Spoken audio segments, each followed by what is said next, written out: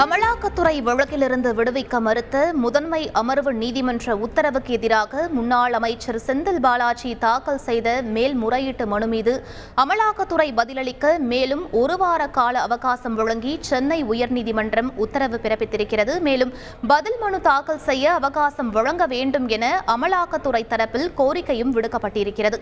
மீண்டும் அவகாசம் கேட்கக்கூடாது என அமலாக்கத்துறைக்கு நீதிபதிகள் அறிவுறுத்தியிருக்கின்றனர். முக்கிய செய்தியாக பார்த்துக் கொண்டிருக்கிறோம்.